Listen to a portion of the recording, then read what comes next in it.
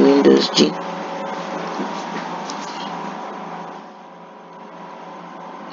Hello, 10th graders. Last week we started the novel Invisible Man by Ralph Waldo. We will still continue treating the novel this week. Last week we treated the plot. Okay, this week we'll be progressing, we'll be focusing on the themes and, of course, the settings. Are you good to go?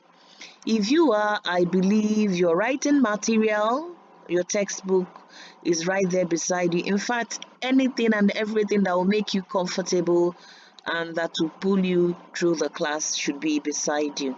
Okay, that being said, let's take our class affirmation. You standing or sitting, please solemnly do take this. Work hard, prosper, and grow. Tomorrow your efforts will show. Once every bird could not fly, spread your wings and soar high. Remember, there is no shortcut to success. We need to work hard. And believe me, when we do work hard, we will have every reason to rejoice, every reason to celebrate. Okay, having said that, please, can you please try these on your own? It's not an activity you're going to submit, but it's something I want you to just see if you can think about, write answers on, ponder over them, you know, in the course of studying this work. Okay, check through, okay, these things. One, I said, can you appreciate what it feels like to be invincible like the narrator? Can you? Haven't read that book? Oh, I want to believe that we've read that book. Because if you've not read it, I don't see you following. I don't see you flowing with the rest of the class, okay? So I want to assume that at this point that we've read it, all right? So, can you appreciate what it feels like to be invincible like the narrator? Can you? Do you think you can relate to the level of racism and nepotism that the African Americans went through via the eyes of the narrator? Can you? All right. And thirdly, I said, have you ever felt like, where you are presently is not where you are meant to be? It's not where you ought to be. If so, why? So if you can work on these questions, if you can try to ponder over these questions, it will help you in appreciating the work Invincible Man. All right. But just in case you felt like the narrator at some point, I inserted a little picture in there to encourage us that no man is an island, okay, entire of itself. Every man is a piece of the continent, so you matter. We all make up a piece of the puzzle. So don't feel you're invincible. Don't feel you're unimportant, because you are. All right. Now let's get down to our focus, our business for the week. And what is our business? Treating the themes, bringing out, pointing out, and discussing the themes they treated in this work, Invincible Man. Number one on the list, I have racism. Oh my God. Racism. Of course, we know what racism is. If you have read the book, you will understand that from the very start, that racism is seen everywhere. You can imagine a young man being asked to come and deliver a lecture, and after he does that, he's compelled to go through a battle royale where he fights his fellow Black Americans with their hands tied, and later you see drops of coins left on electric rug, and they're asked to pick up these coins. We see all manner of racism throughout the book. When he was expelled from school, you saw the letter that was given to him, letter of condemnation, in guise as if it's letter of recommendation. Okay, you see his life at the factory, working at the factory. You see the kind of treatment he was given in the hospital. Oh, that one almost made me bleed. Cry, I don't know, cry out blood, if you will say that. At the hospital, the electric shock experiments that he was meant to go through, all the torture and everything. You'll be asking yourself, oh my God, if it were a white man, would the white man be subjected to that kind of treatment.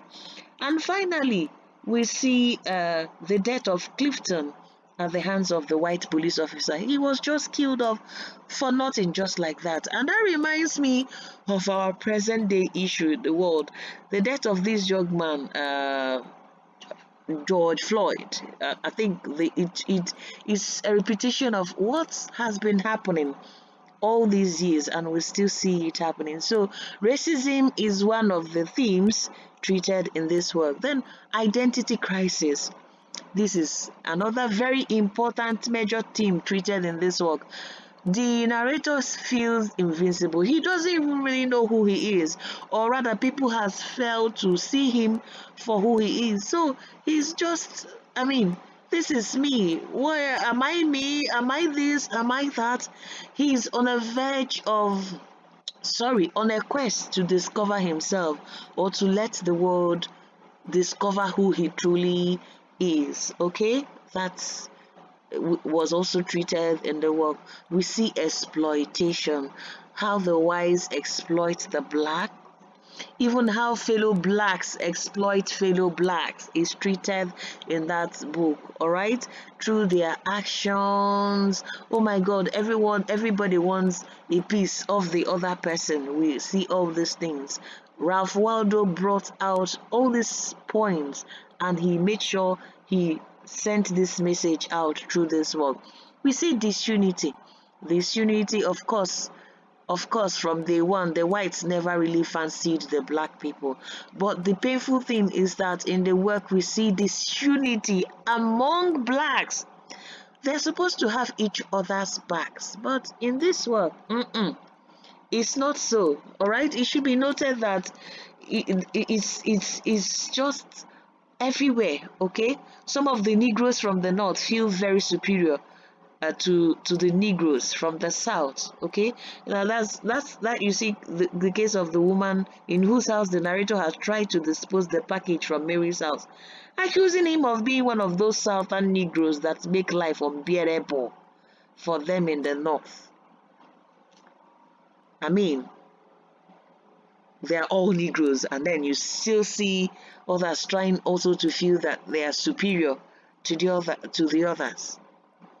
We see that every day, even presently in life, we still see it, okay? Where everybody, it was it Napoleon in his work, George Orwell in his work, uh, Animal Farm. All animals are equal, but some are more equal than the others. That's the case of disunity as presented by Ralph Waldo in this very work, The Invincible Man. We see futility of life struggle. Oh my god, the life of this young man is a life of struggle, a life full of challenges. And for what? At the end of the day, where did it get him? Where did he arrive at? The author, I believe, is not trying to say that life is a struggle in futility, no, but all the struggle is trying to make out something good. But you see how life keeps frustrating him to the point that he's invisible, and he stays invisible till he decides and makes up his mind. Come on, I'm done. I don't want to be invisible again. I want to be seen. I want to be heard for who I am and for what I am, and not just as a group, and not just as a black man, not just as another Negro, because I am an individual. All right, it's the same thing applies to invisibility. Okay, it's the case of not being noticed, not being seen, generalizing everybody, generalizing everything when we know it is not so. That brings me back to the question I asked us before. Have you ever felt like, can you relate to what the narrator feels like? You're there, but nobody seems to notice you're there. Nobody seems to give you credit. Nobody seems to give you credence, because to them, you're just another person. You're just another number. You're just another figure. All right? So that's the invisibility treated in this book. The narrator felt that way throughout till he got to the point he said, I am done. And probably psychologically, maybe that would be the reason why he tried to surround himself with 1,000 and light bulbs around, just to see, just to shine light, or to know if he can see himself even within that manhole where he found himself, and so many other themes treated in this work. I expect you to point out some more. I just picked these ones as the major ones, and I expect you, having read the book, to bring out these themes. If you know that message that you think, you feel the author is trying to preach is a theme, bring it out, discuss it, and discuss the way the author is trying to say this, trying to talk about racism, trying to talk about exploitation, trying to talk about that thing you feel is a theme. Okay, so I believe we are good here, right? Beautiful. Let's proceed.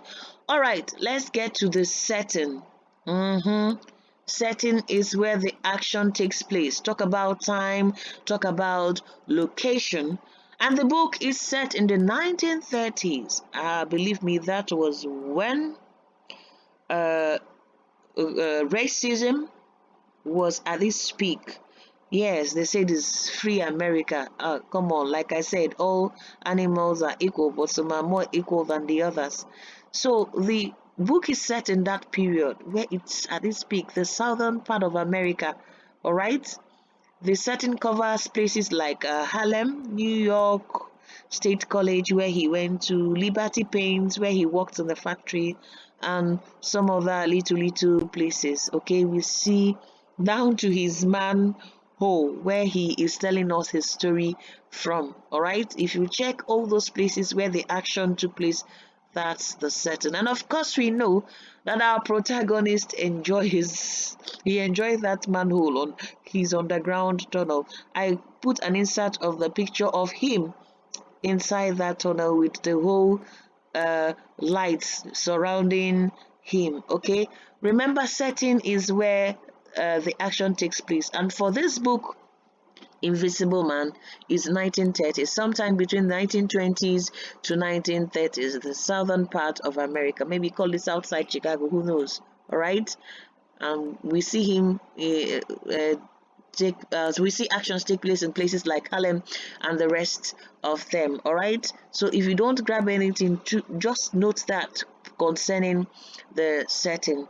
So please do me a favor, read this book, go on the internet, browse up anything and everything you can about the book. Okay, it will help you. Do not just solely depend on this, all right, but for clearer knowledge, read the book. If you read the book, oh my god, you understand and flow with everything we are talking about. Now let's take a brief look at our recap. I said the book treats the following themes: racism, identity issues, invisibility, exploitation, choices in life, and so many more, which I dare you to bring out. The setting is 1930, featuring places like Harlem, New York City, and so on. Now, the protagonist is a young man who lives in hiding and is invincible. Not that he's invincible, that you cannot see him, or that he wants to be, but because the society has made him so. All right? Check up the activity section as usual. Do whatever activity that is slated out there for you to do. Okay?